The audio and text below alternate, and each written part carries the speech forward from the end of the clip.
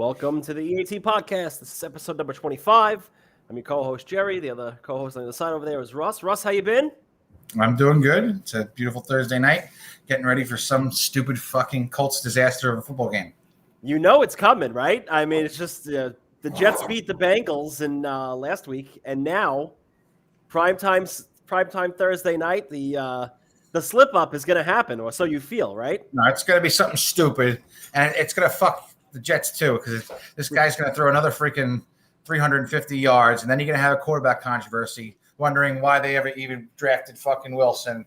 And it'll be everything possible to screw with my Colts and the Jets all at the same time.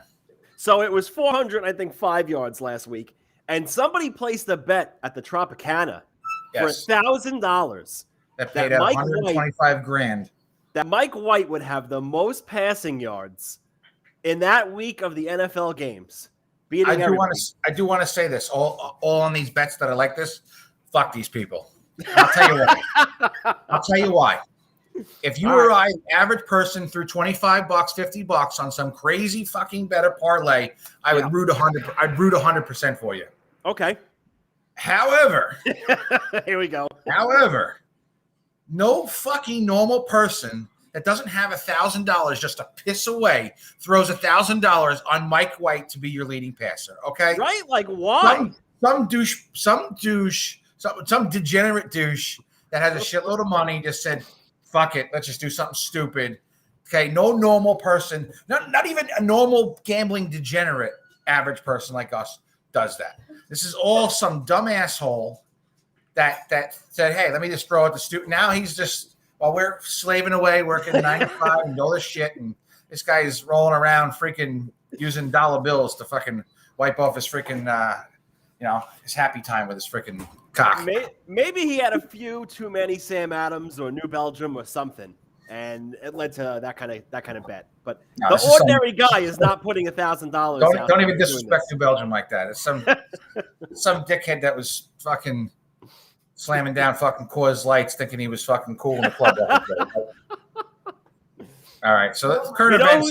Who's slamming down Coors Lights and thinks they're hot shit right now? As you bring up current events, yes, Pete Davidson. Absolutely, this guy has the magic stick because now he's with Kim Kardashian. Right, he was with Ariana Grande. This guy looks like he's the poster child, for sitting outside a freaking homeless shelter half the time. It's unbelievable. Listen, he's. I don't know. Even if I was gay, I wouldn't even fucking look at him like he's good looking. I don't banging Kim. I mean, that's the rumor. Dinner here and there, and he's a comedian, so he probably makes them laugh and then shows them his 12-inch fucking dick, and they're like, "Ooh." and he's got money for and he's got money from SNL and whatnot. So probably like, listen, I got some money in the bank. I may not be much to look at, but here you go. I got a baby's arm down there. When we were younger, there were guys that, had that list of girls that, this hot one, that hot one. He's got to be this generation's version of that, where I don't know. Well, I mean, on the side note, it's a smoke show. Kim's not after him for his money, so that's one thing. Absolutely, yeah, that ain't happening. So, she's not after him for his looks. It ain't that either. God knows what's going into that bedroom. Maybe we need another sex tape come out. I don't know. Maybe I don't want to see this shit.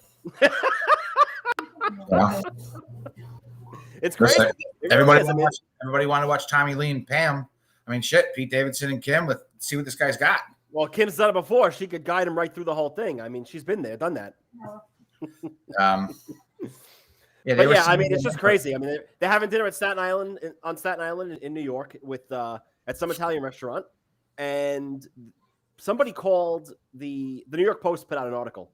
Somebody called from the Post all the different restaurants, because there's several of them on the island, asking if Pete Davidson and Kim Kardashian was there having dinner. And a couple of the places flat out said no. And then one of the places that they called, the person who answered the phone said, "I don't want to get involved in this. I have no comment, and I'm not going any further than this." So right there, you knew that was the place.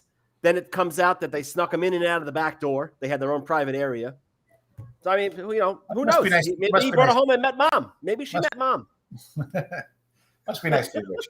But speaking of going out for food, Elon Musk was challenged on Twitter saying that whatever percentage or of his fortune from his Tesla, 6 point whatever billion, would help solve world hunger. So in Elon Musk fashion, he fired back that he would immediately sell that amount in Tesla stock if they could prove or provide transparency on how the money would be spent, which is great. I did see something else that's what it was, the World Hunger Organization, whoever this was. Somebody put that they raised $8.8 billion last year. So if they need $6.6 billion from Musk to solve world hunger, how come $8.8 billion didn't do it last year? So what happened there? But I did like that response. Like, you tell me where the money's going, and I'll give you the money. He's got it. He's got the money. Because everybody's in the pocket of everybody, even these charities. Everybody's in the pocket. And Susan G. Komen for the cure, whatever it is, like stuff like that. Like this, half less about the only decent ones out there, like the Alzheimer's Fund and the St. Jude. Rest of them. You can go to a website and you can search every charity that's out there, and it'll tell you what their cost is, how much they raise. For every dollar they take in, 17% goes to this, 80% goes to to the cure, and then 3% goes to the CEO's pocket or whatever it is. Unfortunately, a lot of it's the opposite. It's normally like 80% going into the CEO's pocket, and then 3% going into the actual cure. But they're raising money for cancer. It's breast cancer. They're a sham. Yeah. And then the big news today during Penn National Gaming's earnings call, which Dave Portnoy is heavily involved with, he has now sex allegations against him. Unbelievable. What do you call it? He did post a response, but he says that he didn't do anything consensual. That wasn't consensual. He's got exchanges from them that I know. Text messages.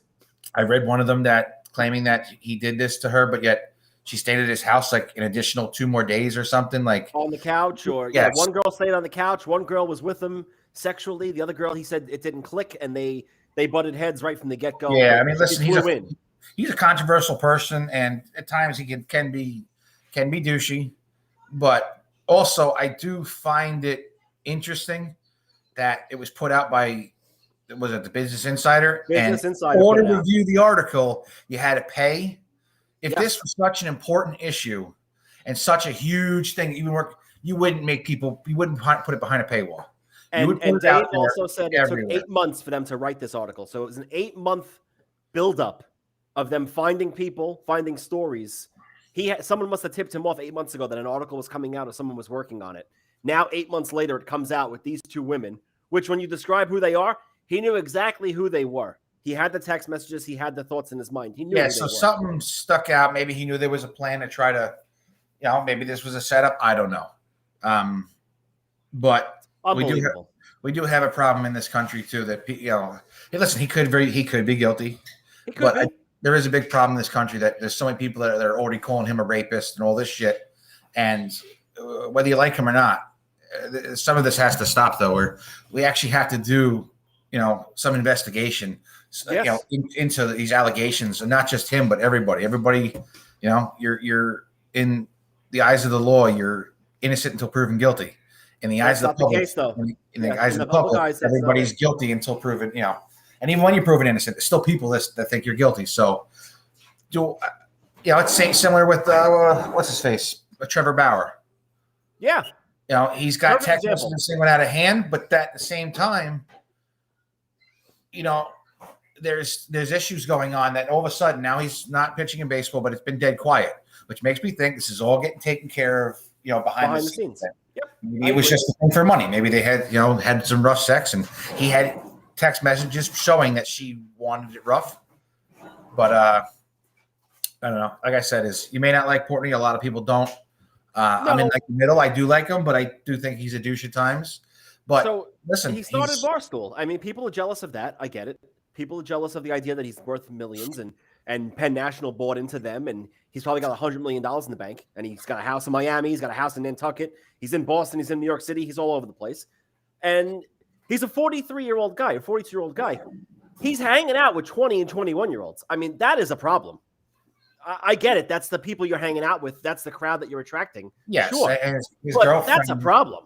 His girlfriend, I forgot who she was. She's on Instagram there. She's quite the looker.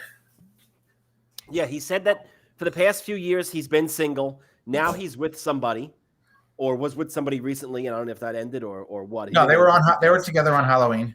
Okay, so and they're still together. But when all these allegations happened, he wasn't with anybody, so it wasn't like he was behind anyone's back. But like I said, it could be true. It may not. He may be telling the truth. It could be a setup. But everyone, like I said, I'm getting tired. Everyone's so quick to judge, and I'm guilty of it too. We all are to a degree, but it should be some reservations before you start calling him a rapist or you start fully attacking him. At least let's find out a little more of the details.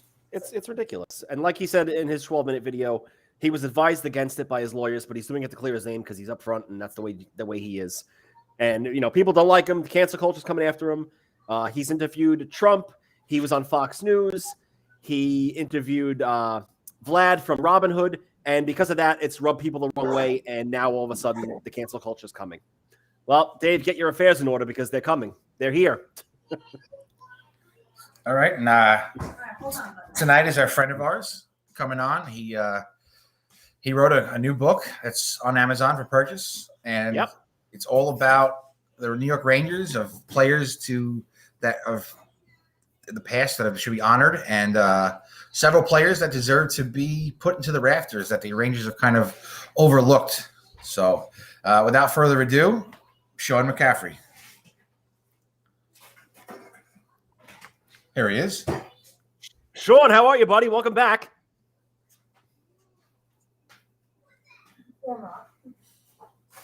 Can you hear us? I see him. I think we're having some technical difficulties here. Uh-oh, his picture's frozen, and we don't have any audio.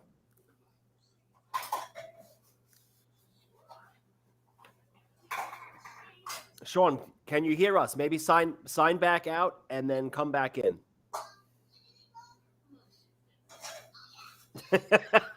Oh, don't you just love this? All right. So all right. All right. So just continuing with current events real quick while we get Sean back up here. So earlier this year, NBC, Comcast Universal came out and said that NBC Sports was ending. Well, now today, ESPN came out and said that ESPN Classic is ending. So you got two major sports channels. I haven't watched ESPN. I haven't watched ESPN Classic in years. ESPN Sports, NBC Sports Network, I do watch because I watch the Premier League on it. But hey, you hear us now? Is it working? Yes. I can hear you guys. We got you. All right, good. Yeah. There we go. Move you around. All good? All right. So welcome back to the show. Like Russ said, you got that new book that's out on Amazon right now. It's titled The New York Rangers Rink of Honor and the Rafters of Madison Square Garden. And let's get into that. I just happen to have one right here. Last time you were on, you were telling us about it, and it was going through editing. What timing? It was going through editing, and now it's out there. It's available for everyone to buy. It's on Amazon. Tell us how's the book release going? How's sales? How's everything going with the book? Everything went really well. They actually outsold my expectations. Where Russ would know from my Facebook, I've been going on a lot of road trips lately from all the profits. A lot of people came out to support it, so I really appreciated that. And it turned into a writing job for me with Dan Fischler's new Java Jive. So the book went really well, and it's different opportunities after the release. Wow, that's great! Congratulations. What inspired you to start writing this book? Obviously, I met you through the Rangers, but we're both huge fans. But what made you start writing a book? Well, my interest in the Rangers history came from the Stan Fischler old books, just about his. He wrote one book a long time ago where he had all his transcripts from many interviews, and I was reading guys like Frank Boucher, Bill Cook, Lester Patrick. I'm like, these guys have 75% of the Rangers Cups. How come no one talked about these guys?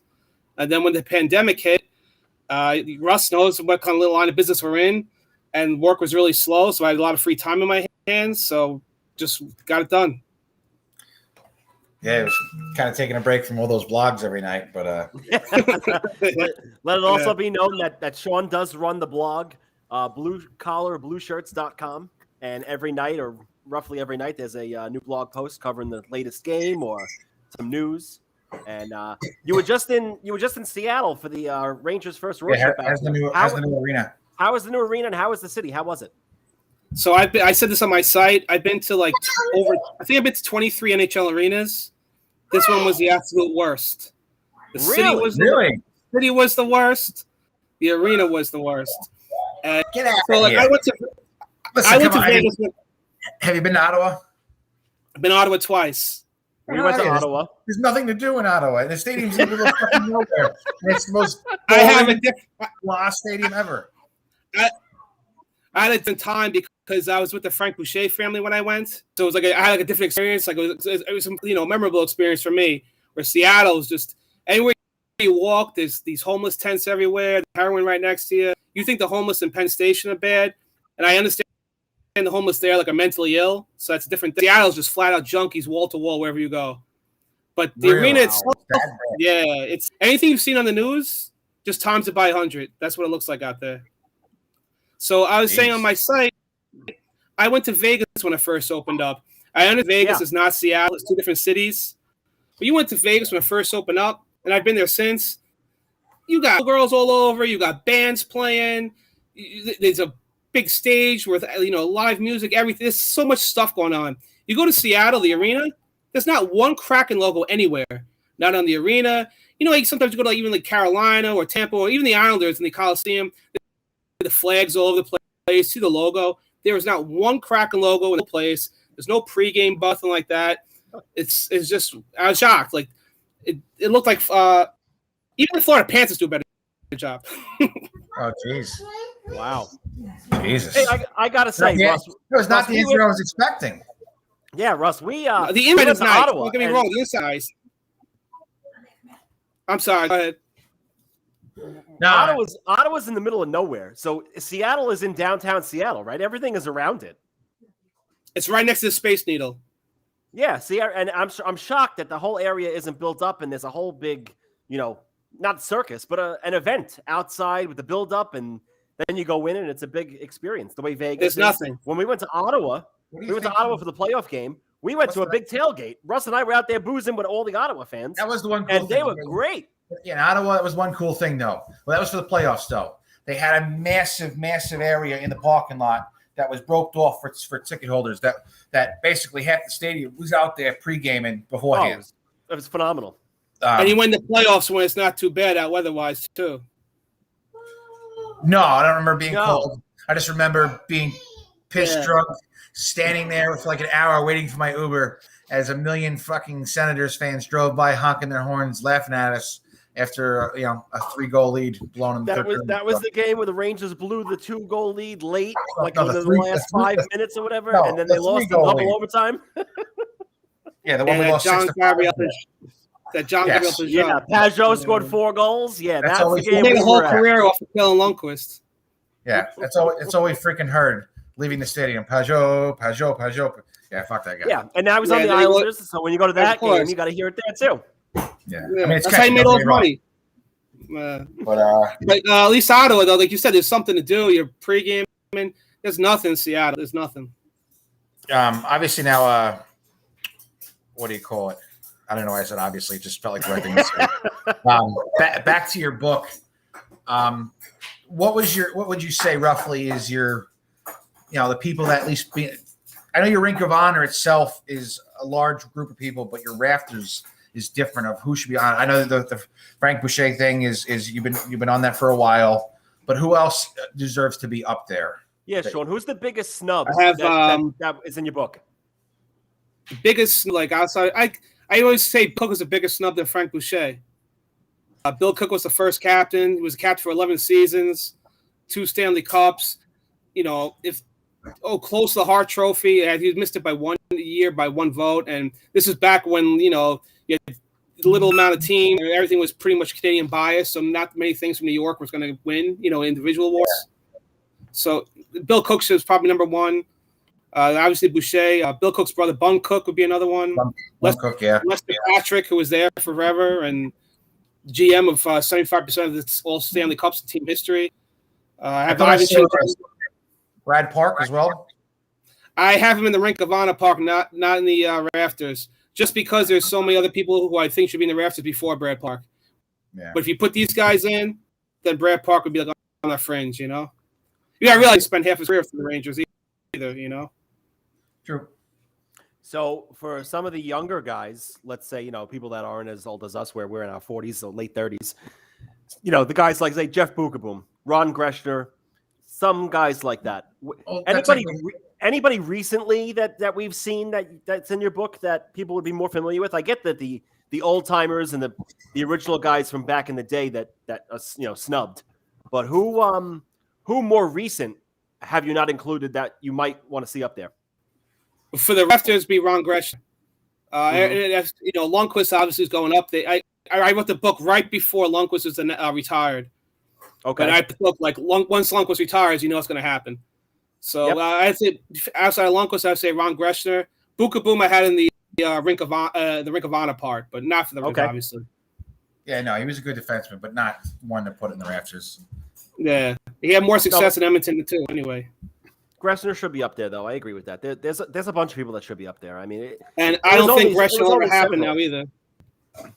What? It was only several people until recently, and then you had, you know, the core four from the '94 team that went up, and then a couple of guys after that went up as well. But the Rangers have been very stingy with putting jersey numbers up in the Rafters. Obviously, Lundqvist is going to go. I mean, look at the career he had for them, and leads them in wins and everything else that he has, the shutouts, and led them to the finals, won a Vezina, won a gold medal, all that stuff. Sure, I get it. But the other guys that didn't have the accolades worldwide as he did, they should definitely be mentioned, like a Greshner or some of these other guys, even a Bukaboom. A Rink of Honor would be a great idea. You could attach it to the bridge or the west balcony that's up there. I mean, you got the space. It's a great idea. Have you ever mentioned this to the Rangers? Are they aware of the book and the idea that's behind it? Yeah, they're aware. I've been told that a lot of these guys who I talk about, it's been so long, they don't feel anybody will care. And I think they feel it'd be acknowledging a mistake by not doing it. But I also think to them, they haven't said this to me, but I think also they can't profit off it, like me buying Bill Cook jerseys. So I think that's why they don't do it. That's a valid point. It seems like a cheesy thing to go down. You're right. Who's gonna buy them? And it's still the right thing to do, though. Right. They should just put it up. They should have it up there, even if they don't do a ceremony. They should have it up for the Lundqvist night. Do all these other things and have Lundqvist an event and it's done, you know. But they won't.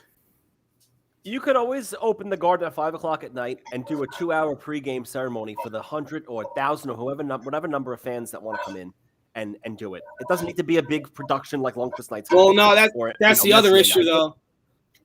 But if you look at, like, say, the Bathgate night and the Howell night, and then even more recently the Rattel and the Hatfield night, like the place was like 10 full. It was just like golf collapsed the whole entire time. They don't want it looking pathetic like that. It wasn't the raucous ovation of the Leach nights and the Messier nights. Right. Like Lundqvist night's going to be through the roof. And they don't want to have like just like one of these like kind of things, you know? Yes. Yeah, Lundqvist night's going to be a big night. I mean, the tickets I feel bad for $2,000. Yeah, and that's so stupid because if people paying these insane prices, they don't realize half the building's obstructed. You can't see the rafters from some of these seats, you know. Some of the seats you can't see. So you're paying $2,000. You're gonna be such.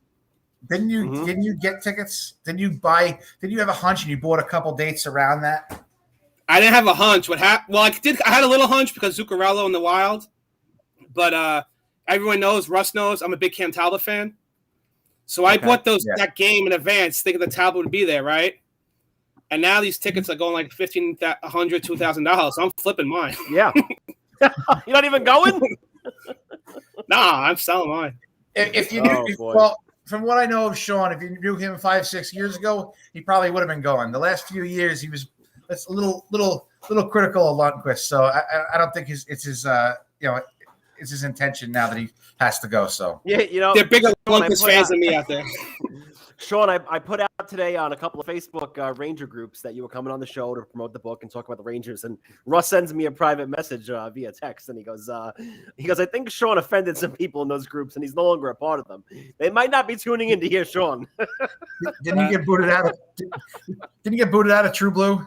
I don't even know which one that one is. Yeah, there's so many of them. It's a handful. The only one I even comment anymore is I don't even bother. The only one I bother with is the shady end of Nick's group. That one. That's the best group. They're the most knowledgeable.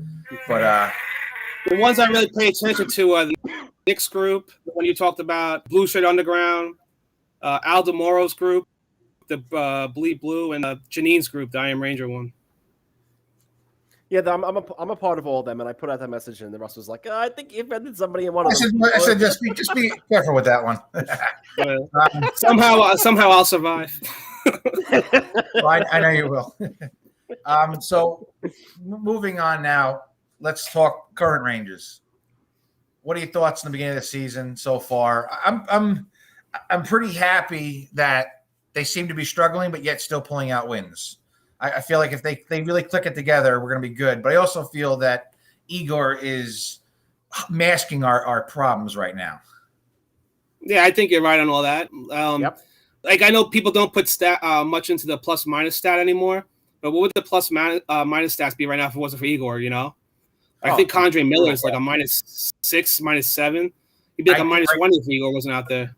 Right now, him and Trouba are an issue for us. Yes. And I can't fault Keandre that much because he's such a young kid. He's learning. He's going to make mistakes. I fault Trouba because I thought Trouba actually played very well last year till his injury. But both of them are not playing very well. They're making a lot of mistakes, and I think it's a matter of time before we start to talk about shredding. Somehow shedding the $8 million contract behind Trouba because that's going to be. Everyone hated me when I said it the first time. That's another player, right? Well, I know you've been vocal about it too, Sean, and you got me on board. Listen, I think he's a solid defenseman, but not $8 million these days. He's not proving to be $8 million. And once you go over $7 million, it's got to be offensive defenseman. It can't. I don't even know what Trouba does well. I mean, I know he takes minutes and he only plays well, in my opinion, when someone pops him one. Yeah, I think the only person that can really get away with it these days is Charlie McAvoy, who's more defensive. Which is, at this point, Charlie McAvoy is probably the best defensive defenseman in the league, in my opinion. Everyone else has a lot more. Everyone else has a lot more offensive side, but the guy doesn't score like what do you call it? McCarr does, Hedman does, Fox does. He doesn't score like that, and he's still in that conversation. Nor he's really good, but other than that, you're right. If going up those numbers of millions, you have to add into, the power play, playing quarterback one. You gotta put some points up in order to get that salary. Because if you're just a defensive defenseman to me, no matter how good you are, I'm not paying 8, 9, 10 million. The Rangers had that guy, but they let him go, right? Yeah, he loves his Tony D. But that's the thing is you got to look at the trade-off too. Forget about Tony's politics, which is what got him. His attitude is politics. I know you love him. I still think he's kind of a douchebag. Didn't he get into a fight? Yeah, let's not forget that. Yeah, there is something to be said though. Whether Georgie deserves him, but if Georgie deserved to get yelled at is, regardless, it's the fact that people stepped up and on the team and attacked D'Angelo. To me, that says right there, you can't keep him in the locker room anymore, which is fine. However, my problem with D'Angelo is that, yes, offensively, he's doing it already in Carolina. He's putting up those numbers. And for a $1 million, for a $1 million salary they took, they look fucking like geniuses. Mm-hmm. But realistically, he's a terrible defense. He really is horrible on the back end. So I don't know if you've been watching Carolina, he's on the third pair there, but he's on the first one, Yes. So he's in the right spot. But my thing is where he was. If he doesn't get booted off that team, Fox doesn't move up into the first power play and doesn't start his ascent to where he is. And Fox already is proving to be a better defensive defenseman than Tony D is. So the D'Angelo thing just sped up Fox's ascension, Correct. So for me, I'd rather, if you had to choose one or the other, I'd rather just have the Fox. And because in the end, if Tony D kept going the way he was going, he was going to get paid too. You weren't going to be able to pay both of them. No, so he was had that $5 million. He'd been $3 million less than Trouba. Yeah, but to me, I'd rather take the Fox. Don't have the controversy anymore. And half these Ranger groups, I can't stand them anymore. That's the reason I don't. I think the controversy. Tory D had a point. People still fucking harping on Zuccarello. These people are gone. At the same time, I like to needle it too, so I can see you say D'Angelo did something to needle people, but that's about it. That's different. You want to throw a little jab in there? I'm cool with that. I mean, but shit, there's still people that are like, oh, Carl Hagen looked great on the goal last night. He spent more time away from us than he played for us now at this point. Yep. I know.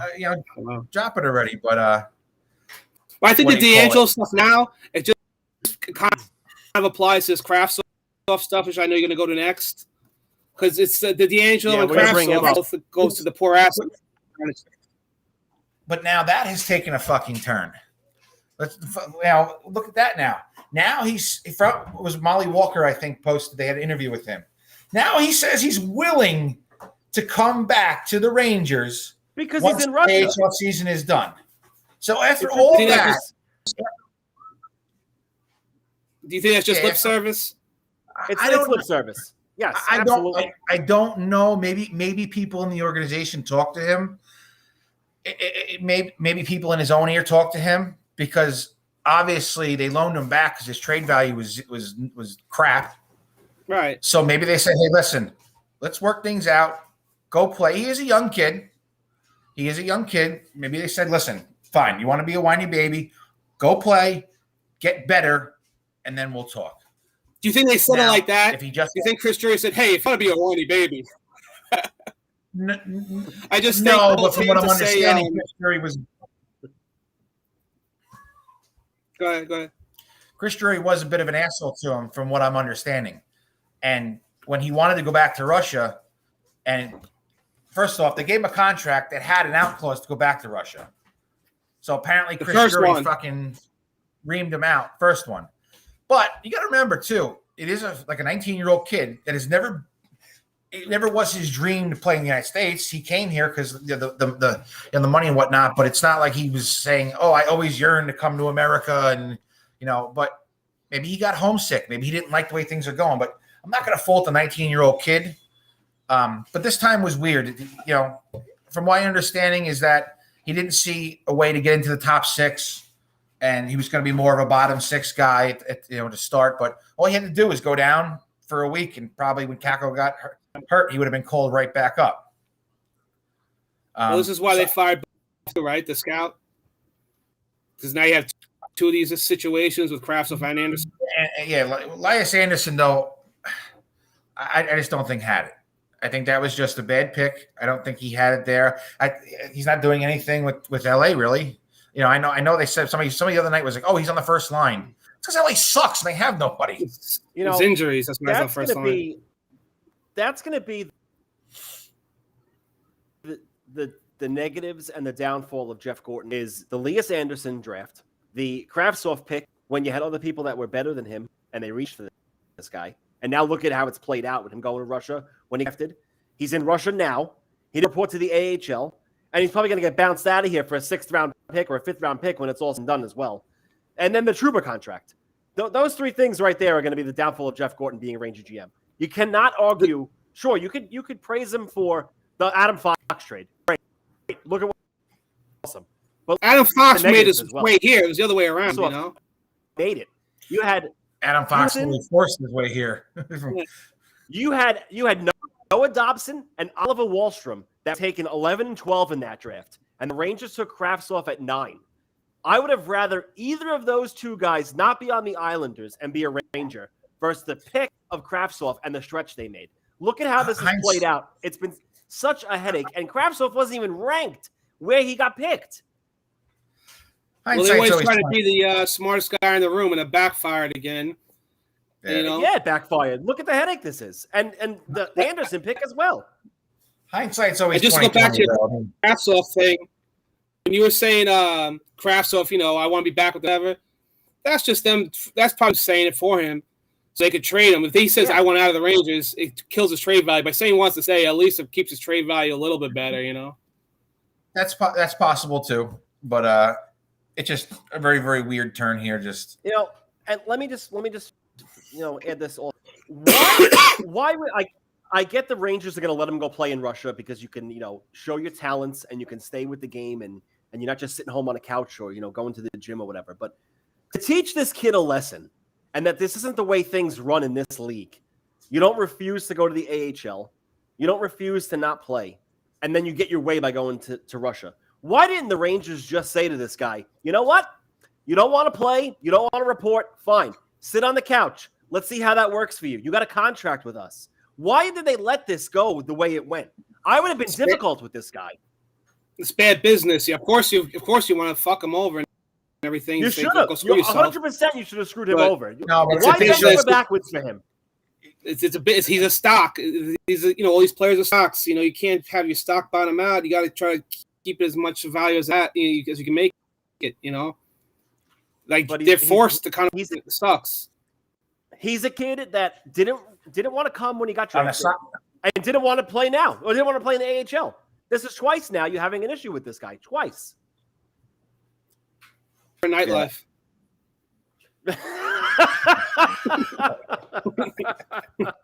On a side note, I think you tweeted the other day about the situation, and half of me wanted to say something and tweet just to fuck with them, but then I was like, I just didn't feel like getting into it.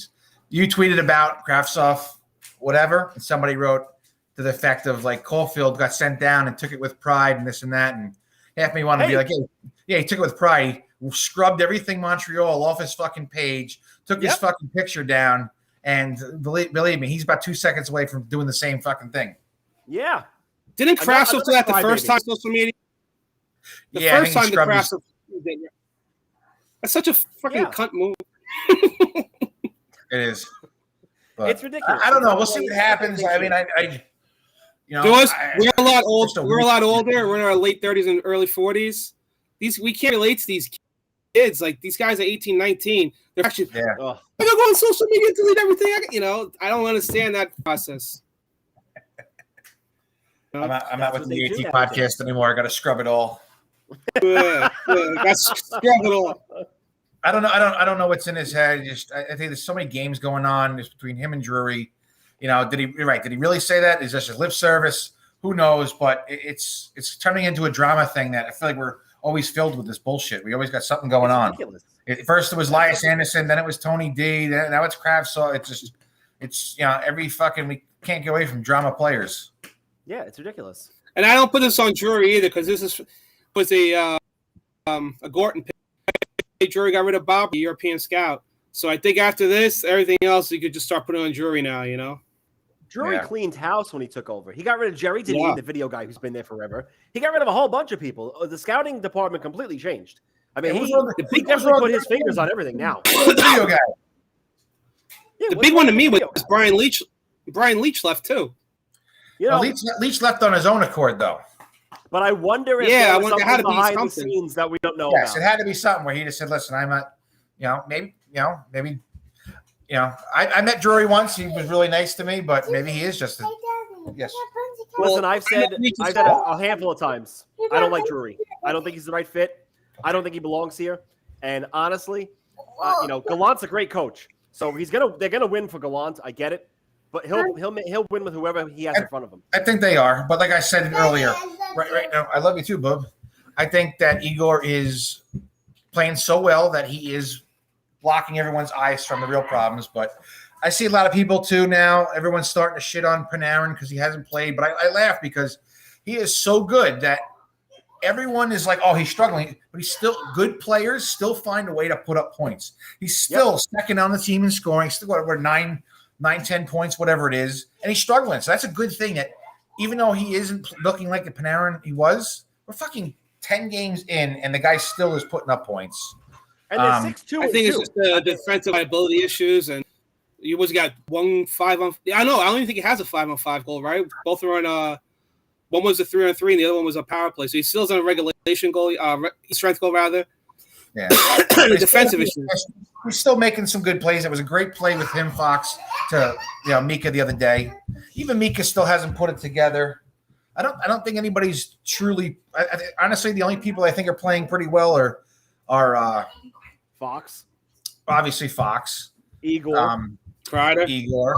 Kreider's playing very, very well. I really like what I'm seeing. I love the other night with Ms. Lurkins, where he was fucking. They were going, chirping a little bit, and he had those two fucking quick little deflections, and they turned around and kind of taunted him a little. I like what I'm seeing from Gaudreau. I want a little more for what we paid for him. You want a little more feisty, or you want a little more goal action? What are you looking for? No. I don't care about the goals. He wasn't brought here to score goals. But yes, I want a little more feistiness, a little more Sean Avery. But I think he's doing the right things. The two empty net goals he had, obviously they're empty net goals, but sure, the plays that he made leading up to those two goals and stealing the puck and securing the win were big. They were, he dug in there. He plays a good defensive game.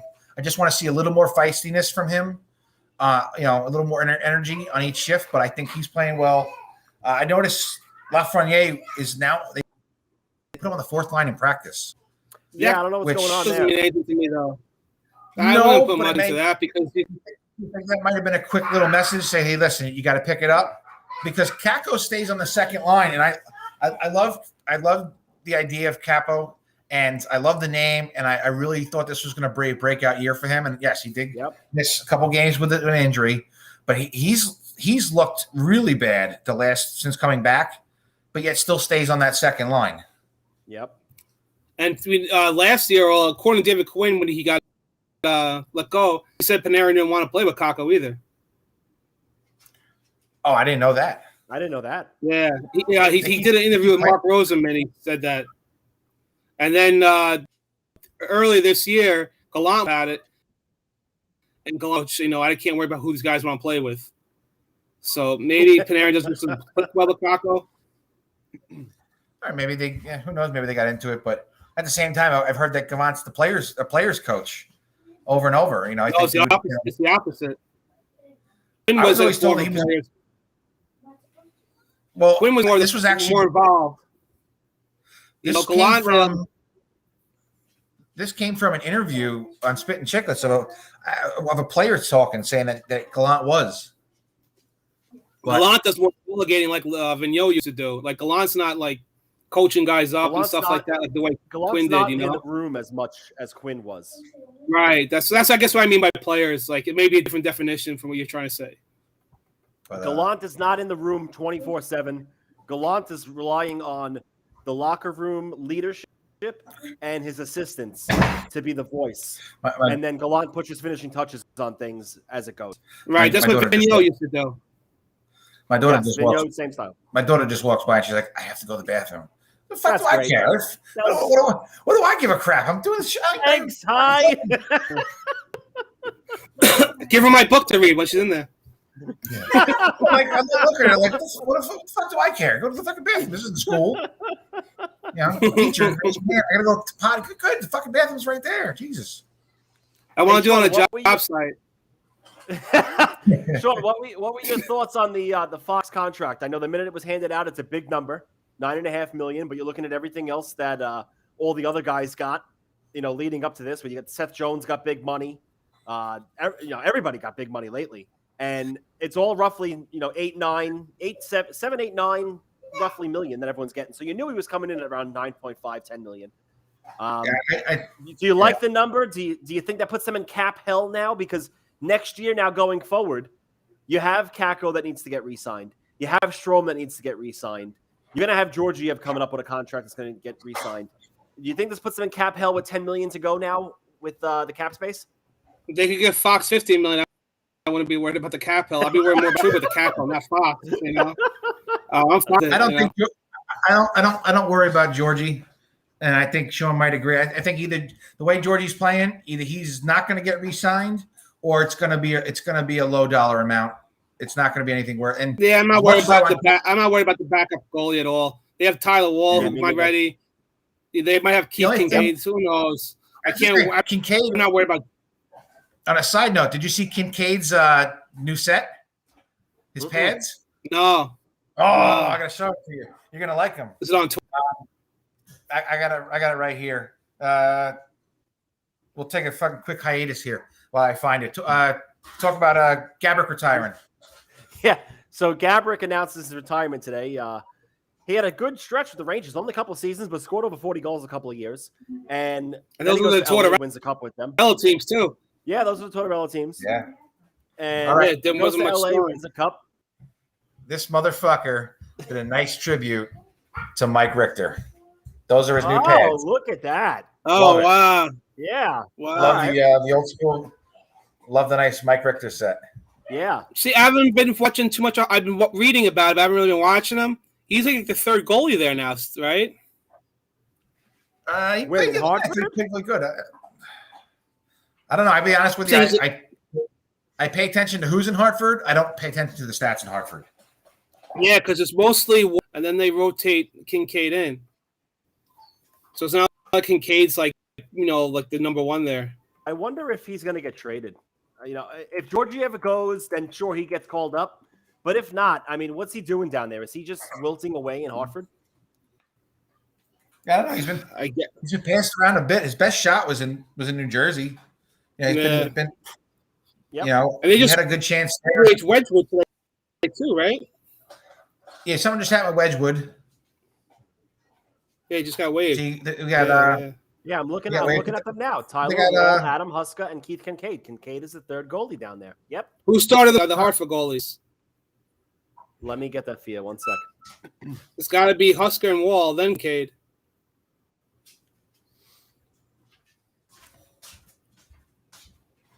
It's like Mike Francesa with a dead air. I wish I was Mike Francesa. Wait a second. Okay. Okay. I wish I was Mike Francesa. As far as this idea, the Vitalik going back on the contract stuff, not saying I would love for them to win the fucking cup this year, but let's say for shits and giggles that they don't. I think it would be more helpful, as much as I want Kako to break out, that if he kind of – it's weird to root like that if he kind of didn't, that I don't think he would get a long-term contract. He probably would get a bridge deal. But it would be reasonable to figure out where he's going. At the end of last year, I saw all the signs that he was, of how good he was playing defensively and how many opportunities he was starting to create offensively. But was Kako drafted to be a Yasser pass, though? That's what he's been like. Well, that's the thing. Another buddy of mine, Sean, said to me, he says, we didn't draft him to be a defensive defenseman. And he's right. But at the same time, this is a 20-year-old kid. I'm 21 years old. So I want to say let's give him a little time to develop. I agree with you on both points. Weird. And I was going to say this time I do my site tonight, I was going to say maybe it's not the worst thing in the world if Kako doesn't have the greatest year ever because it helps him with the cap. That's another bad thing too. Like, I really want him to break out. And that was my stuff about Lundqvist always. It was the salary cap, and that's what sucks about the NHL. That you can't talk about a player without talking about the salary cap. So it hurts the fans. They got to do something better with this cap, or at least put a Larry Bird role in it or something. We'll get to that. We'll get to the cap a little later too with Vegas debacle coming up. But I don't know. Like I said, I would like him to step up and play better.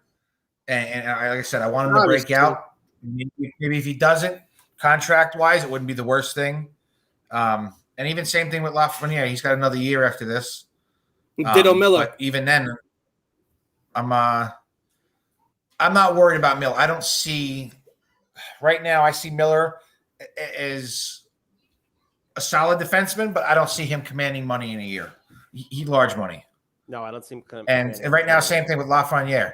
He needs to step up as well. He looked good in a couple games, but doesn't look like that proverbial number one pick that we all hoped.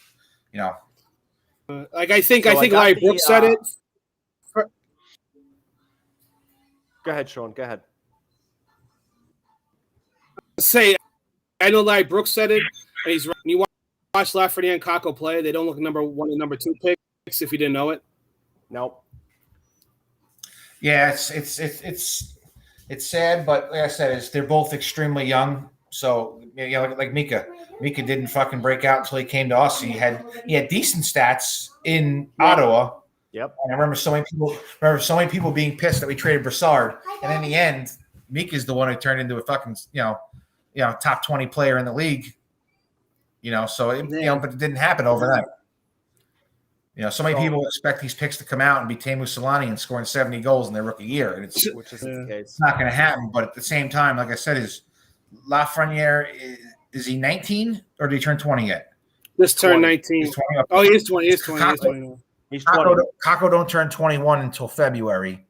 But these kids are so young. So people harping on them, give them a little break. But at the same time, is you still gotta play to stay in your role. It's it's too much overreaction to one game. Anytime they lose, trade this guy. Like 82 games, you're not gonna win 82-0.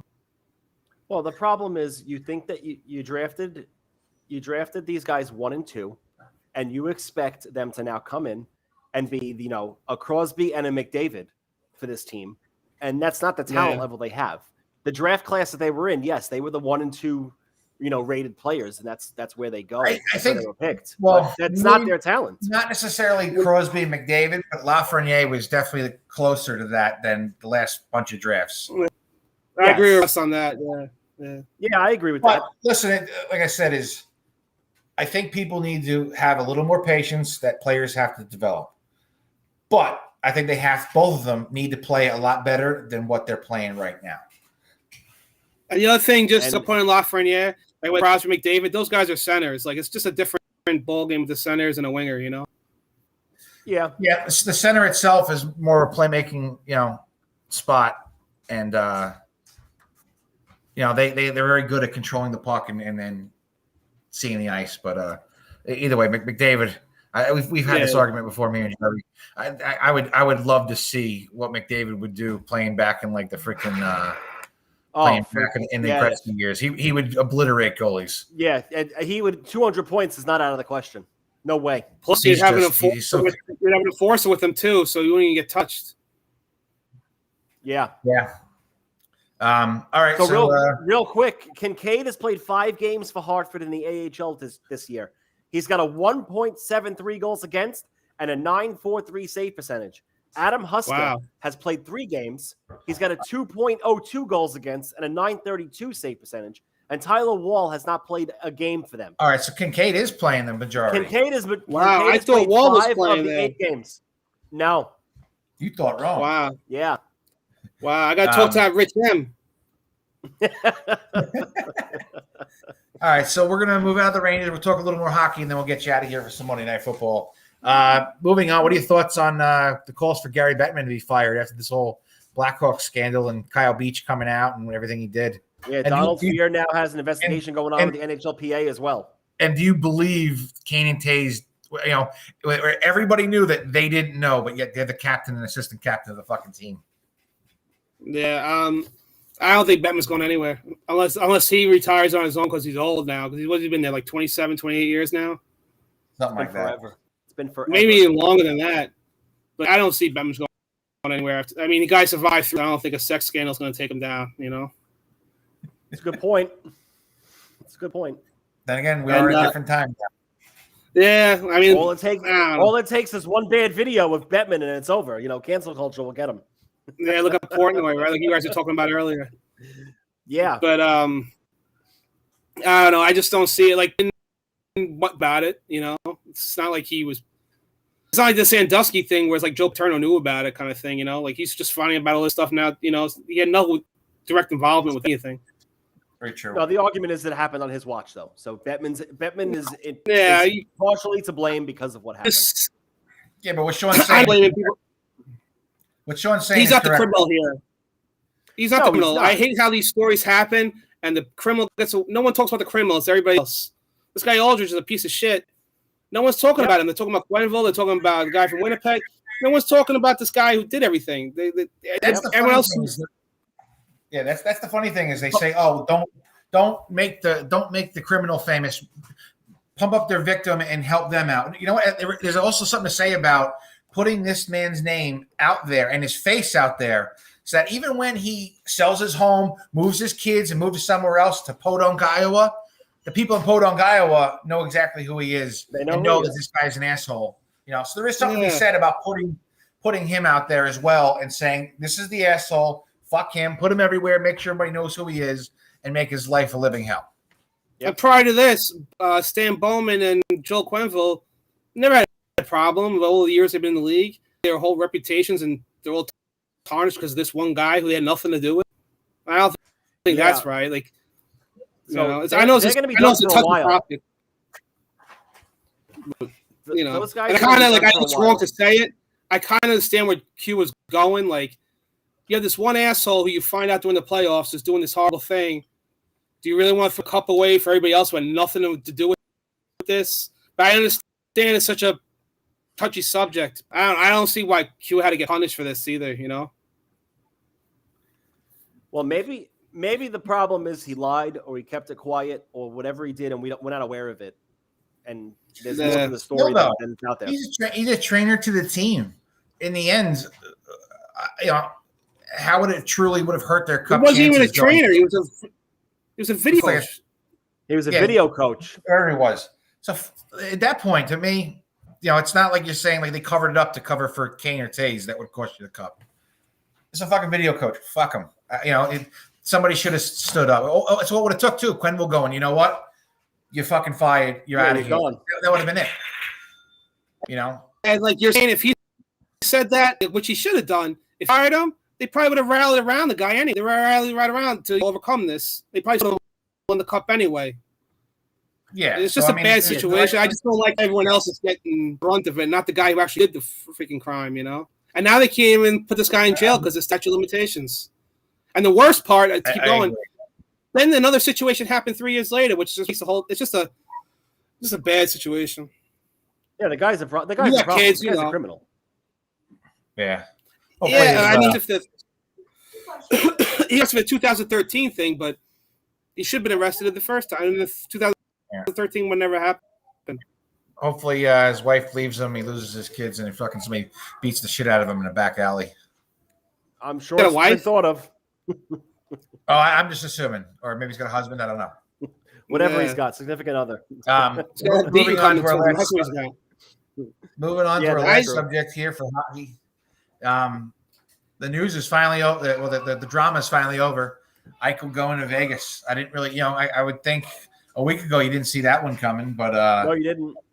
I didn't think the package was crazy that they were talking about. Alex Took is injured. He's going to be out for a while. Peyton Krebs, which seems to be, somebody put the other day that Vegas doesn't give two shits about their first round picks. They traded Dylan Cousins away. They traded fucking Krebs. Yeah, they traded, not Cousins, Nick Suzuki. He was in the Pacioretty trade. Yep, their first round picks have been gone. A bunch of them, what do you call it? Wasn't there somebody? Glass was swapped for Nolan Patrick, who's injured again. That kid's weird.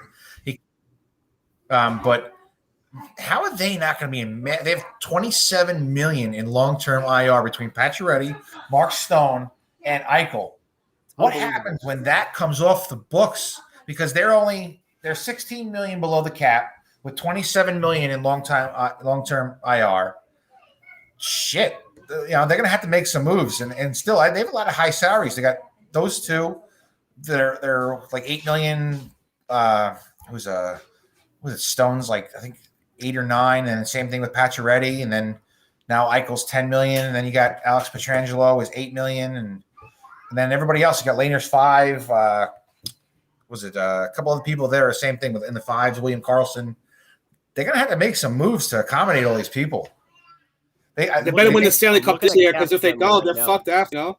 Yeah, I mean, listen. Do you think they just said, "Hey, listen, these guys will be back. We're going to do what the Lightning did. They'll be back for the playoffs. We've got one shot at this, and otherwise, we're going to have to start trading people." They better win it now, because come next offseason, they're shedding more guys, like how they did with Fleury, and they're lucky. AJ Fleury kind of made this Jack Eichel deal happen with the money.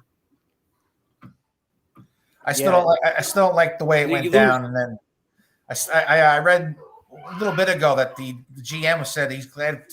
I don't know if this is true. That he said he was glad because of what Fleury's agent did, Alan Walsh, which I follow on Twitter now. I like that guy. He's great. Because of what I know, he puts out shit all the time. The guy's awesome. If I ever become famous, that guy's my agent. Yeah. He said that because of the way Jack Michael should hire him. Because of the way he did, he's glad that Fleury found out on Twitter before they were able to call him, because I know Fleury was pissed about that. Yeah, and I kind of feel bad for him. Chicago looks freaking horrible. Maybe this is karma. I don't know. I think Fleury's out of the deadline.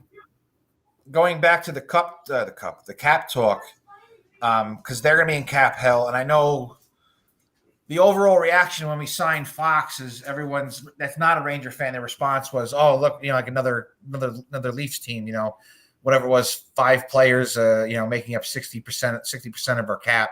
But unlike the Leafs, everybody's a forward. All that money is locked up as forward. Ours is 2 forwards, 2 defensemen, and a goalie. We at least spread out amongst here's another core there. The other point too is with the Leafs, all 4 of their guys are in prime. Even though Fox has a Norris, he might not even hit his prime yet. Yeah, that's true. But still, I think we're in agreement that we gotta shed Trouba's contract at $8 million. We got enough kids coming up in the pipeline that one of them can fucking fill his space. How do you do it? The guy's got a no clause. He came to New York just because his wife has a job out here. He's not that. And how they unless they bring back Amison like that, they're stuck. Listen, like Jerry said, you play a little hardball. I mean, listen, it's bad business, but you kind of add him as a 7th D, and you just healthy scratch him and see what he wants to do. That or you bury him in the AHL. About Lundqvist years ago, didn't get a great reaction. I don't think you. Can't you Wade Redden him in the AHL? No, that's the reason why. No, that's the reason. Yeah, that's the rule. Yes, there's the Redden rule, and I think part of it. I think you can't do that. I think Trouba's a no trade or no movement. He's got no movement. But either way, you can't send him to. You can't bury bad contracts in Hartford no more because of Wade Redden. Yes. Which, on a side note, Redden, from what I understand, was very, very good down there as far as teaching our young kids. Took it in stride and said, "Listen, I'm going to help these kids out," and became a vital, a pivotal player down there. $39 million for a Harvard coach. So Jacob Trouba has a no move clause, and then in 2024, he can submit a 15-team no trade list, and in 2025, he can submit a 12-team no trade list. So he's not going anywhere unless he approves it. It's either a buyout or he's approving a trade. Unless his wife gets a high-paying job somewhere else, that's the only way he'll move. Because, like I said, he can't do it because of the wife. Yeah, how does Anaheim sound? We gotta find Tanya Harding again and have him take out his knee and put him on long-term IR. On a side note, though, they were comparing stats between him and Pionk. That pretty much, that looked terrible. See, to me, it's in the middle of nowhere. And when it comes to that talk, the Trouba to D'Angelo stuff, because a lot of us, like me, we didn't want the deal. The Pionk thing is 220 hindsight to me, because no one was crying when they traded Pionk. They might have cried about Trouba's contract, but no one's saying, "Oh no, we lost Pionk." That's a lot of hindsight. It turned out to be a pretty good defenseman. He turned out because he's in the middle of Winnipeg. There's no stress there. What's your toughest decision? What sweater am I wearing? What boots am I wearing in the snow?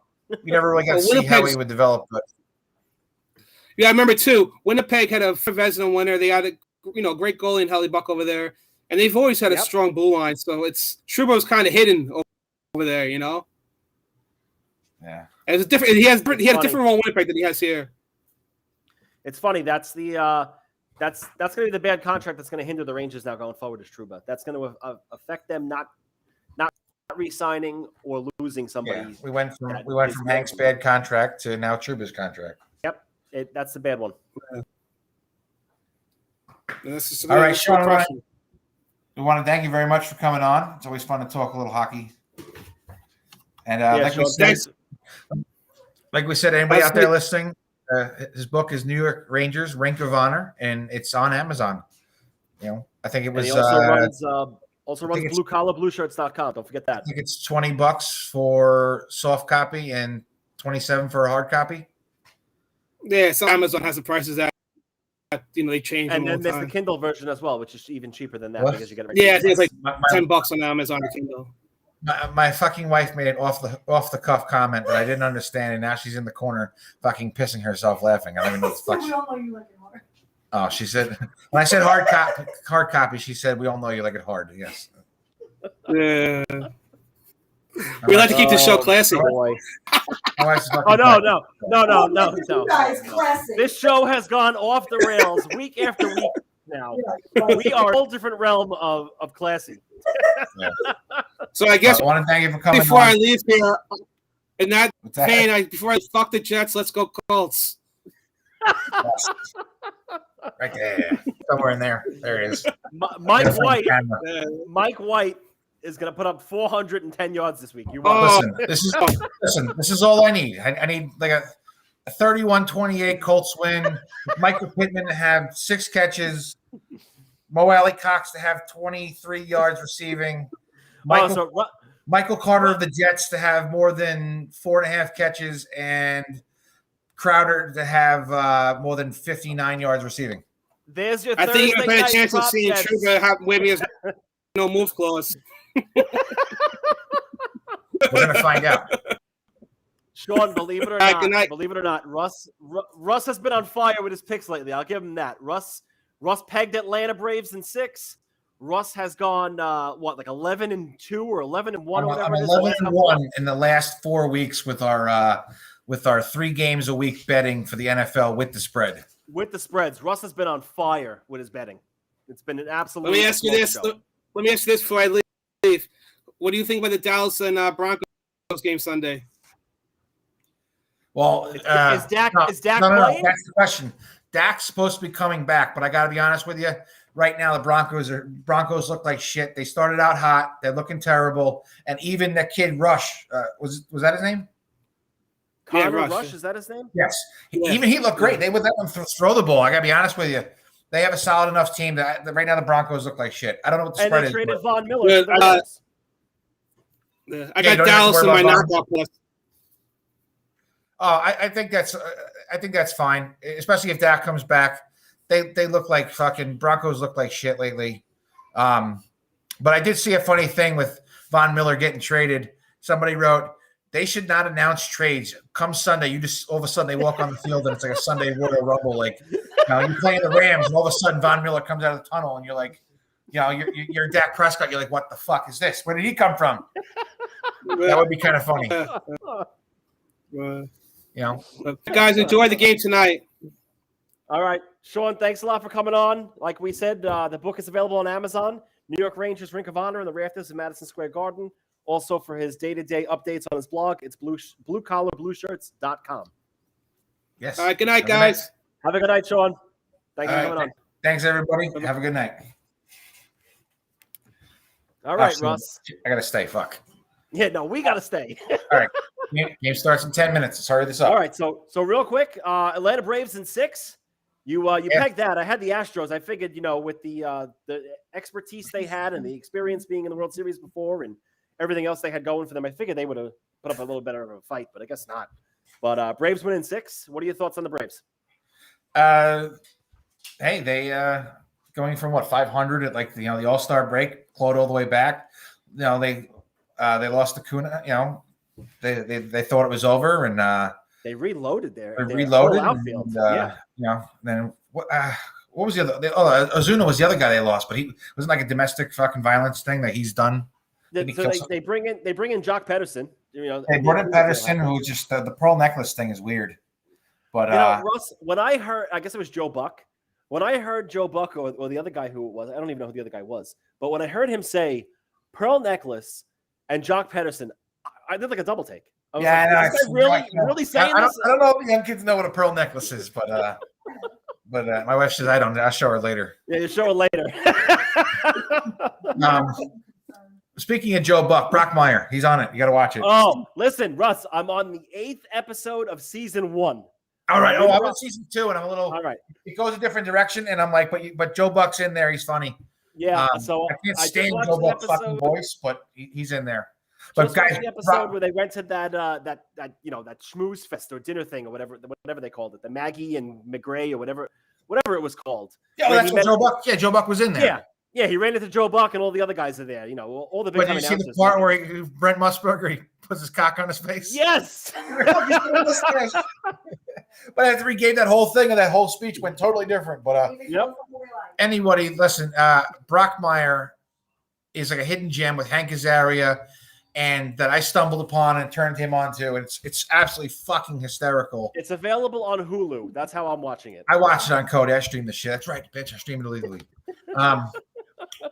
Basically, he's this legendary sportscaster, and he's in the booth, and he has a giant meltdown, and he's like, "Oh, bottom of the second here," and player's still homeless. Speaking of home, I came home early one day and found my wife getting, with a 8-person orgy in the living room, and there she is with a strap on, railing my neighbor, and basically has this giant meltdown and goes, into nowhere for 10 years. And Amanda Pete brings him on for some minor league team to help increase revenue.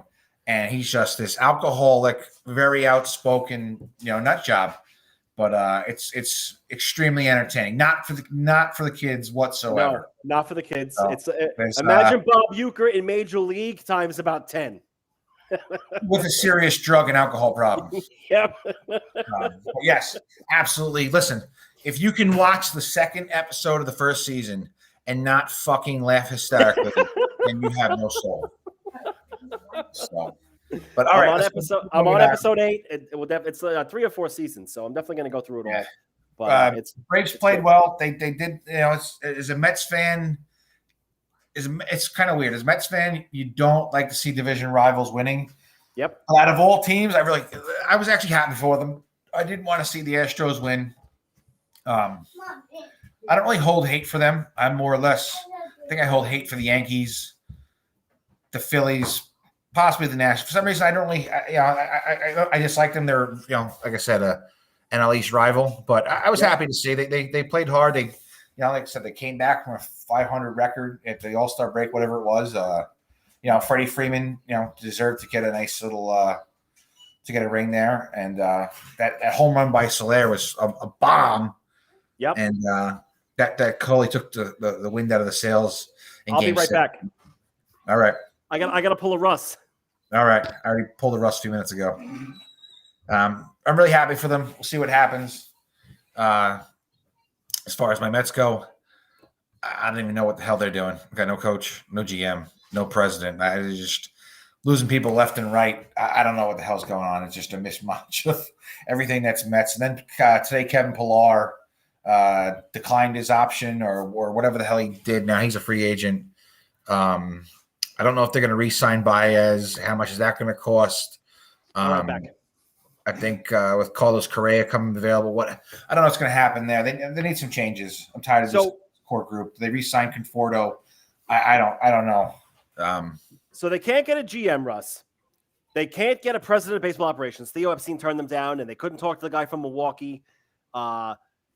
Oakland A's gave their manager, Bob Melvin, the okay to talk to whoever, and he went to San Diego. So Sandy Alderson's running the show, and it's a shit show. Billy Bean was like, "No, I'm not going anywhere." And I should have. He's like the god in Oakland. So I don't blame him. The Mets are a complete shit show. And that's going to tie into real quick. The free agent list just came out. You got Carlos Correa, Corey Seager, Chris Bryant, Marcus Semien, Freddie Freeman. If anything, I think you have to go after Bryant. You have to bring him into third base there. You know what? Unless you're overpaying, who wants to go to that mess? Who wants to come to the Mets without a manager? We thought Cohen was going to solve everything, and I still like him.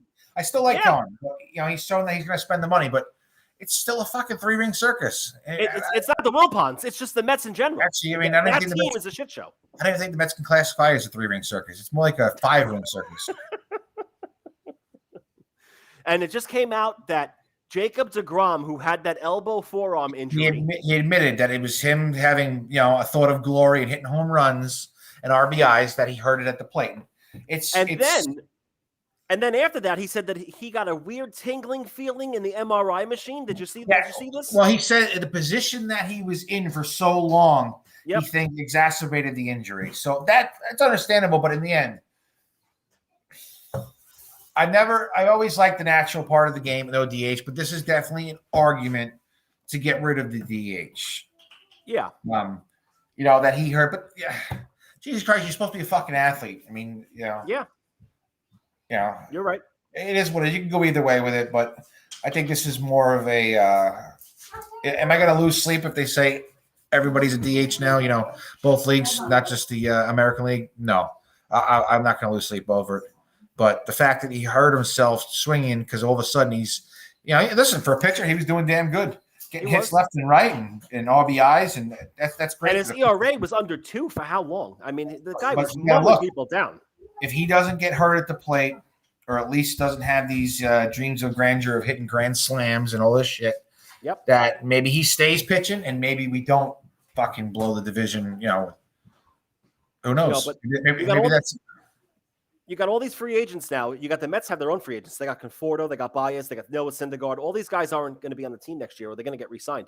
Who's negotiating the deals? The owner, Sandy Alderson. I mean, you got nobody. I'd be intrigued for Noah because how do you pay him money? He hasn't stayed healthy in a few years. I love Noah Syndergaard, or I love the idea of Noah Syndergaard. Love the Thor moniker. It's fucking awesome. Yeah. He's awesome. The way he acts on Twitter, he's fucking awesome, dude. But he can't stay healthy. And you got Marcus Stroman also, who's a free agent. I mean, the Mets, could be a completely different team next year. I think people knocked on him too much. He actually had a really good season. He did. He actually pitched very well. And I think there's no reason that you wouldn't want him back. Yeah. I think forget Carrasco. I don't want Carrasco back here. He was a joke. What did that guy pitch? 5 games? I think he needs to reset because he was a very good pitcher in Cleveland. Coming back from the injury, just didn't. He needs a little bit of a reset. I'm not going to close the book on him yet, but Stroman, there's no reason to not want him back. He pitched a good year. He's open in the way he talks, sure, and I know there was a whole controversy of somebody talking about that. I don't give a fuck about that. The guy went out and pitched very well, and Conforto. It depends on what Conforto wants. He's a good player. He's not worth $20 million, though. He shows moments of brilliance and power, but I don't think he's worth this massive, massive contract that he wants. He's not. And there's other guys out there for less money that'll put up the same numbers or just slightly better. There's a handful of them. I'm not sure about Conforto. I'd wonder about paying Baez the money.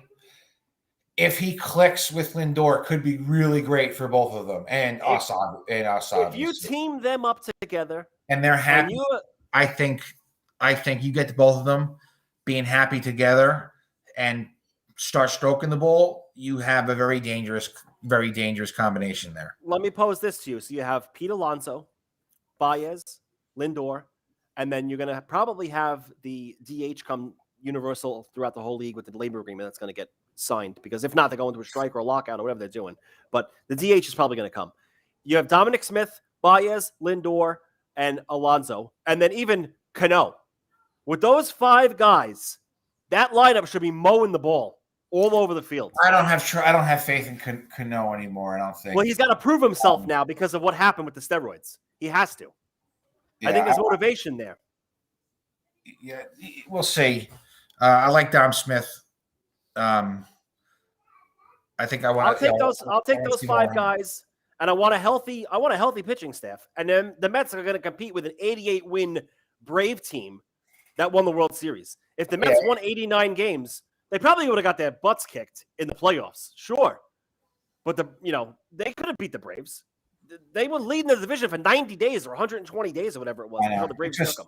It's just sad the way it all ended. But like I said, though, if DeGrom doesn't get injured doing what he was trying to do at the plate, maybe he stays, healthy, keeps pitching the way he was pitching, and we don't lose the division. It's crazy. So, hey, real quick, let's get into football, and then I'll let you go, and I'll cover stocks by myself. But so what the hell is going on with Aaron Rodgers? I mean, the guy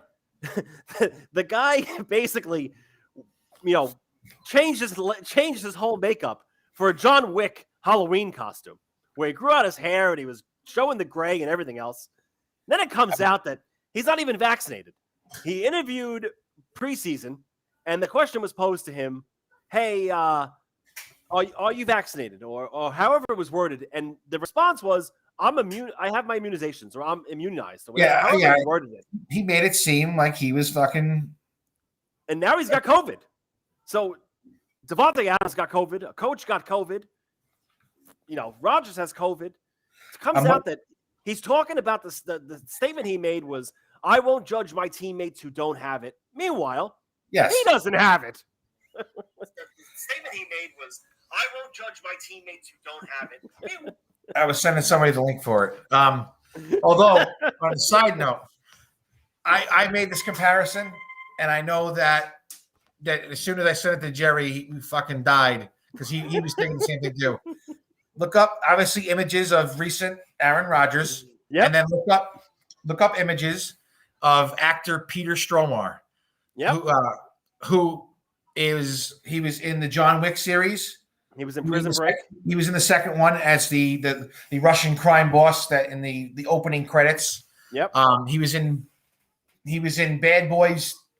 He was in Bad Boys 2, where he gets I think he gets hammered and comes down to Johnny Tapia's villa and gets fucking blown away. Yep.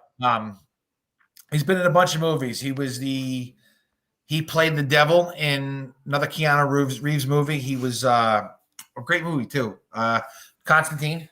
He played the devil in that. You'll know who this guy is. But Aaron Rodgers is the doppelganger for him. But now go look at Aaron Rodgers and him, and you were like, you know what? I'll bring it up. Where is it? But I mean, now you got the Chiefs. You had the Chiefs and the Packers. There we go. Perfect. That's it. They're the same fucking person. Absolutely him. But he looks like a nut job. And but yeah, now he was holistically treated and hey Russ, how does this play out? Do you think Jordan Love comes in now and Aaron Rodgers doesn't play again for them? I don't know. This whole scenario before the season, you didn't even know he was playing for the Green Bay. Now he pulls this, and listen, I don't care if you're vaccinated or not. I don't give a fuck. Did Green Bay know that he wasn't vaccinated? Yes, the league did too, because he submitted it. Apparently, he submitted to the league what he did or how he was treated to raise his blood count levels, and the league said, "Yeah, no, we're not accepting that." Okay, but to me, it's just a matter of I don't care if you're vaccinated. I don't care if you're not vaccinated. I'm fine with it. Your choice. But the fact that he presented it and talked about his teammates like he was and like acted as that to me, I don't know. He's just taking a turn for the worst. It's crazy because I used to love Aaron Rodgers and fucking hate Tom Brady. Now, mind you, I'm a Colts fan. So that's where the hate came from. Right now, dude, I fucking love Tom Brady. And I can't stand Aaron Rodgers. I became a huge Tom Brady fan. I fucking love this guy. Obviously the move has a lot to do with it. So let me ask you. But he looks like he's 25 years old again. Meanwhile, is it the hot wife? Is it the 7 rings? What is it that attracts you to Brady now that didn't attract you then? He's got his own Tom Brady diet, and everyone did love Giselle, and I loved her at one point too. She was smoking in the Fast and Furious stuff back in the day. I wouldn't. She doesn't do it for me these days. But Russ, she's not a hard pass, right? Not a hard pass, no. but no, he's got his own whatever he's doing or his diet. Shit, I need to get on. He looks like he's 25, and Aaron looks like he's fucking a 55-year-old used car salesman that huffs paint on his fucking brake. You know what? I'm gonna go there for a second, and I'm probably gonna get shit for this, but I'm gonna go there. You know what Tom Brady's not doing? What? Tom Brady not drinking Next Level. He's not doing that. All right. That's not what's making him go to 50 years old in the NFL. No comment. I went there. No. Don't even get me started on that company. I'm not going there. All right. Don't go. You already went there. Don't go ahead. Yeah, I went there. I'm done. Real quick. So a real serious note here. Henry Ruggs apparently was going 150 miles an hour in a crash that killed a woman and a dog. Very bad story. Let's just hope it wasn't John Wick's fucking wife and dog. and apparently had a loaded gun next to him in the car. Yeah, I don't. I mean, listen, the gun thing, whatever. There's a lot of rich people that carries because they was carrying money on them. But he had a blood alcohol content that was double the limit. Double the amount. It's just a bad story all around. 156 miles an hour is fucking ridiculous. Insanity. Dude, I'll be honest. I'm not going to lie. Definitely just tested out a couple cars I had. How fast? I never gone 156 miles. I've never gone 150. Even sober, just trying to on a long stretch in the middle of the night coming home. I mean, shit, 156 miles an hour, piss drunk. And from what I understand, and I pray to God it's not true, but somebody was saying that, we should, not understand that he made a mistake. This was more than a fucking mistake. This was a terrible decision that deserves, the punishment that's coming. It's coming. He's done. His career's over. What I understand because the car went on fire, that witnesses heard the screams of her, calling out for help in the car, burning a lot. I hope to God that that's not true. I pray that she died on impact, but if that's true, that's even worse, dude. Like 156 miles an hour. I know what Carr was saying yesterday that he still needs. Listen, he's sort of right, but in the end, dude, how many times call the fucking Uber? I think you can't justify the drunk driving or the speed. You can't justify it. In a world today where there's Uber and Lyft and everything else, you can't justify it. There's no way. With that much money, and everyone says the same thing, with that much money, call a fucking Uber. Yeah. Absolutely. Call somebody and be like, "Yeah, here's $200. Just come pick up." I mean, I can understand. Yeah, it's very upsetting. I'm not condoning this. So let's just get that off the bat. If anybody's actually if anyone's actually listening, but I can understand you have a couple drinks, you're out, you might be bordering that limit. I'm not gonna, obviously, to kill somebody, it's your decision, but I'm not gonna hammer him if it was, God forbid it just was an accident where he just happened to have a few in him, and this was a double the limit, 156 miles an hour. This motherfucker was foot to the floor, just flying. It's not an unfortunate accident where he just ran a red light on mistake and this happened. 156, double the alcohol limit. That's a problem. That's a problem. That's not the way you should be conducting yourself, especially when you're making money and you have the chance for Uber. Real quick, Odell Beckham and the Cleveland Browns. Odell has not been to practice for 2 days. The Browns told him to stay away from the team. The trade deadline passed, so they can't trade him. I don't know about releasing him. If they release him, the dead cap hit next year is $12 million. So I don't think he's going anywhere. No, but I know the whole Baker Mayfield's response was, they asked if he was hurt. And he said, "Am I hurt? No. Am I surprised? Yes." It's tough. It's partially on Baker's fault because Baker is the quarterback getting rid of the ball. Yep. But a lot of times, I understand if Odell is the first option and he's wide open, but that's not the case here. You're not always the first option. He has reads to go through. So if you're the third option on a play, that's great. You're wide open. It's not like you have 5, 6 seconds, 7 seconds all the time to throw. And I'm sure there are plays that get thrown in there where you see a quarterback, he's got plenty of time, and there's a wide open receiver. But there is so much going on in the NFL that, listen, believe me, I'm sure that they go over this in the playroom and they watch all this video, and I'm sure it's there. But like I said, if you're the third read on a play and a play's breaking down fast, you're not even getting to that. So if he's open, great. But if you're not the third option, the first option or second option, sometimes you're never going to get seen. So crazy. It's a little bit of fault on both. It's if you see Odell can't get every ball thrown to him, though. He's got to understand that. And he had an issue with the Giants, and now he has an issue in Cleveland. So it's not just it's an Odell problem too. Yeah, it's both. Should he, if you look at his stats, should he be getting a few more balls? Yes, he probably should. There's definitely a legitimate gripe if you're a receiver. It's kind of like back in the day that Keyshawn Johnson, give me the damn ball. Give me the damn ball. But it's on both.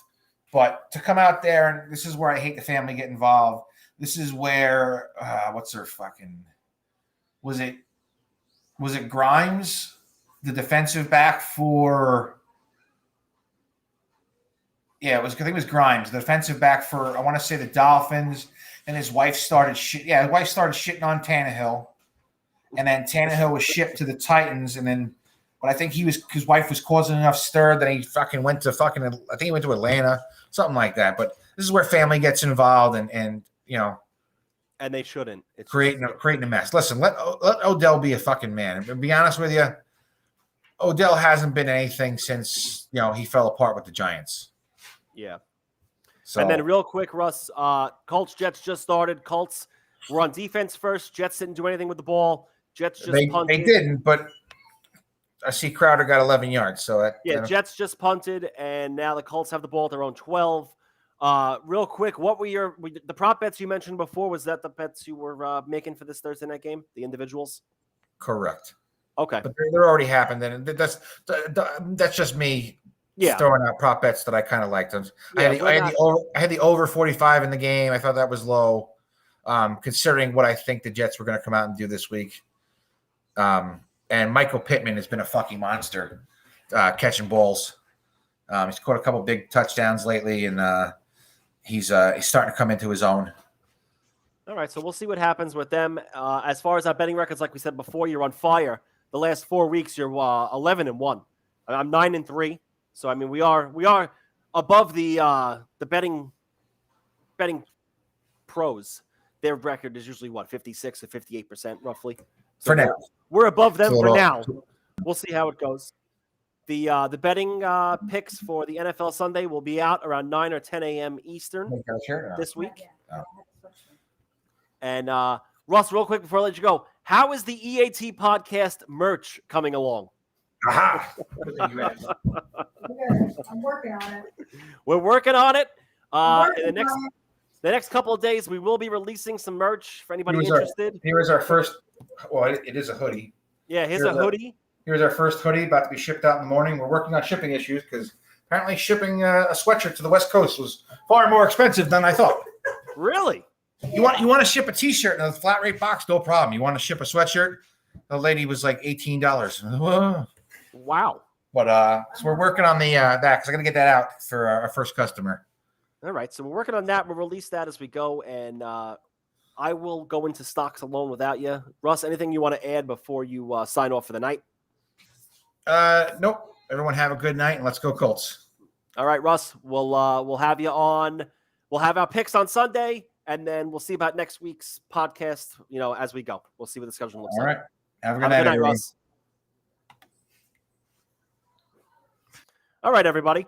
So just to recap the stock news for the week, like we touched upon earlier with the Dave Portnoy noise and accusations, the Penn National Gaming Company had their earnings released this morning, and as that was going on, the Business Insider website dropped the article behind a paywall, like we said before, about Portnoy and two girls with allegations that he was having some rough sex with them and it was non-consensual. Portnoy then came out and said that it was a consensual, dropped a bunch of text messages on the screen.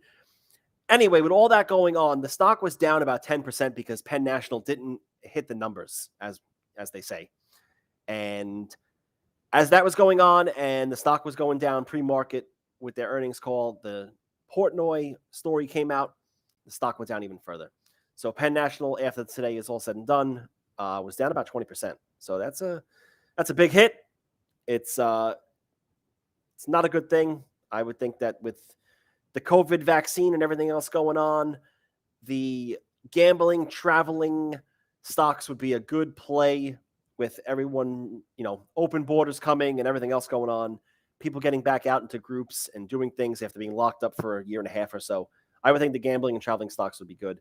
Because Penn National had a hit, of course, you had the DraftKings take a hit.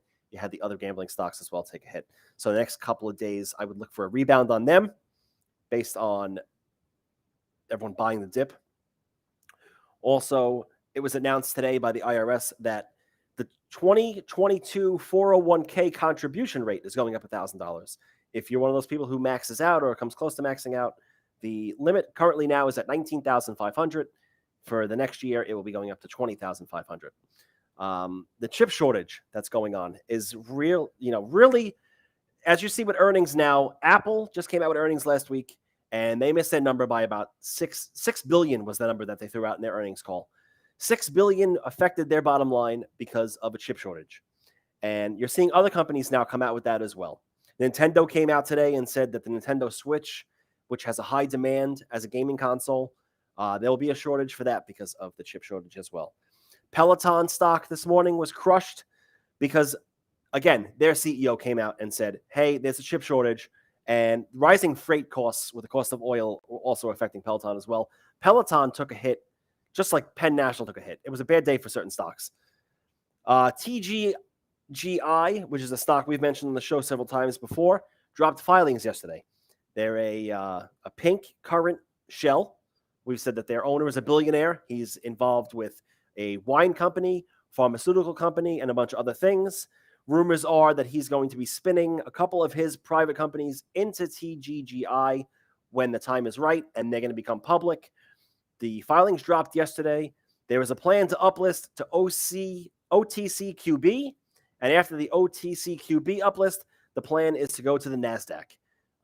That's not an easy process. We all know NASDAQ has many requirements. You need certain number of assets, certain number of shareholders, you need certain number of share price, which would be $3 minimum. $4 would be ideal.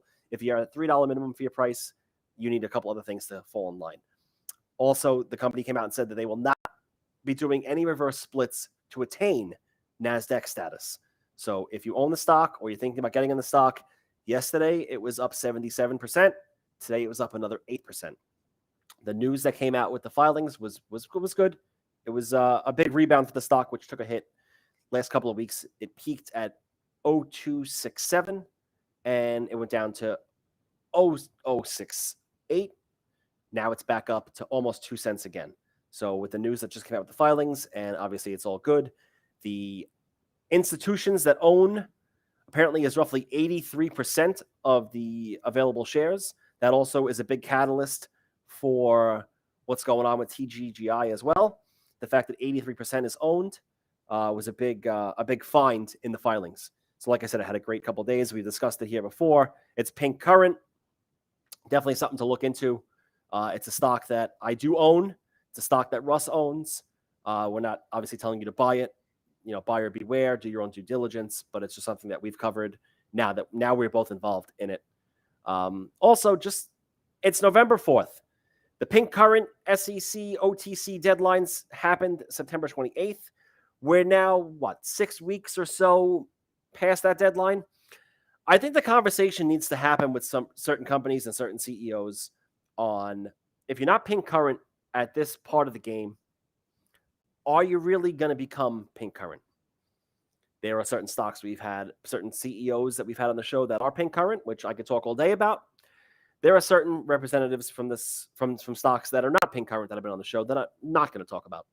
But for the ones that aren't pink current, we really should start questioning what's going on there. It's been months and months for the build up to September 28th, and now it's 6 weeks past September 28th, and we're still wondering what's going on. It's time to either shit or get off the pot, as they say. If you're not pink current, I would think you got a problem on your hands. But that's just my personal opinion. A couple of CEOs who are not pink current, if they want to come on the show, invites have been out there.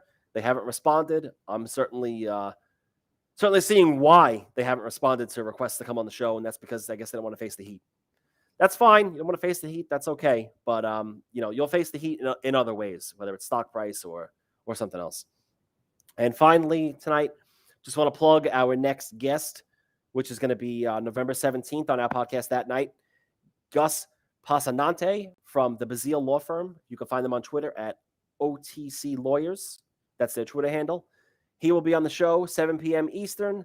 Live chat will be open. He will take your questions as long as his firm is not involved in any kind of lawsuits or any handling of any sort with the company you're questioning. He will gladly answer your questions as best he can. He will be on. It'll just be me that night. Russ will not partake in the episode. It'll be a one-on-one interview, which we've done before, and he'll take your questions. I'll throw a bunch of stuff at him basically talking about the OTC deadlines and everything else that's just come up and some new stuff that's going on. We'll talk about fraud, market manipulation, market makers.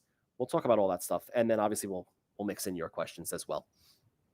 But like I said, November 17th, 7 p.m., Gus will be on.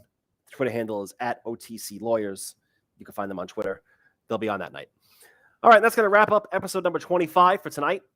Like always, our replay of this stream will be on our YouTube channel at the E.A.T Podcast. Tomorrow, the audio from this stream will be uploaded to our Spotify channel as well. Obviously, again, the E.A.T Podcast, and the Twitter is at the E.A.T Podcast. You can find us there. You will see sports and whatever little nuggets we got for you. We'll put out on the Twitter as well. All right, everybody, we'll be back next week with another episode, and we'll be back on our Twitter. Twitter will have our football picks, our football bets Sunday morning between 9 and 11 Eastern. We'll have our 3 picks each. Like I stated before, Russ is on fire with his picks, and I'm wiping up the rear, so to speak, but I'm not too far behind. That'll wrap up episode number 25 for tonight. And until next week, have a good week, everybody, and we'll see you then.